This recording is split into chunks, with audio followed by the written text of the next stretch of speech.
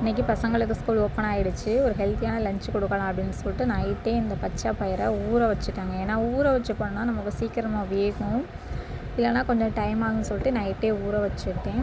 காலையில் ஒரு 5:30 மணி போல் பார்த்தேன், நல்லா ஊறி இருந்துச்சு. அதில் பாதியை சாதம் பண்ணிவிட்டு பாதியை வேக வச்சு வெல்லம் கலந்து பசங்களுக்கு அதை ஸ்நாக்ஸாக கொடுத்து விடலாம் அப்படின்னு சொல்லிட்டு அதை பாதியை அப்படி ரெடி பண்ணேன்.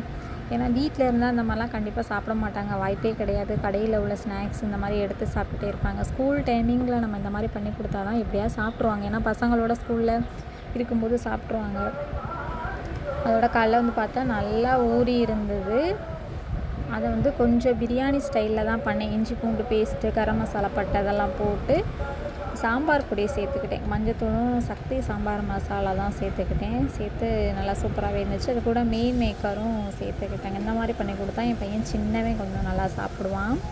அதுவும் வீட்டில் இருந்தால் லஞ்சு பெரும்பாலும் எடுத்துக்கவே மாட்டாங்கன்னு கூட சொல்லலாம். வம்பு பண்ணி சாப்பிட வைக்கணும். ஸ்கூல் போயிட்டால் கம்பல்சரி சாப்பிட்டு தான் ஆவாங்க. ஏன்னா 4 பேரோட சாப்பிடும்போது கண்டிப்பாக அவங்களும் சாப்பிடுவாங்க. 2வது ஸ்கூல் டைமிங்கில் தான் நான் அந்த மாதிரி மெனக்கெட்டு பண்ணியும் கொடுக்குற மாதிரி இருக்கும். பசங்களோட சாப்பிடையில் கண்டிப்பாக அதை ஃபுல்லாக சாப்பிட்ருவாங்க. இதுக்கு சைடிஷ்ஷாக முட்டை தான் அவிச்சு கொடுத்து விட்ருந்தேன். இந்த சாதம் நான் அடிக்கடி பண்ணதே கிடையாது.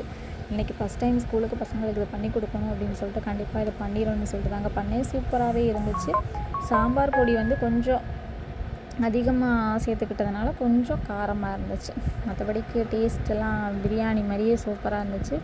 இன்றைக்கி பசங்களுக்கு சைடிஷ் இதுக்கு முட்டை அவிச்சு கொடுத்து சூப்பரான ஒரு லஞ்ச் ரெடி பண்ணி கொடுத்துட்டேங்க.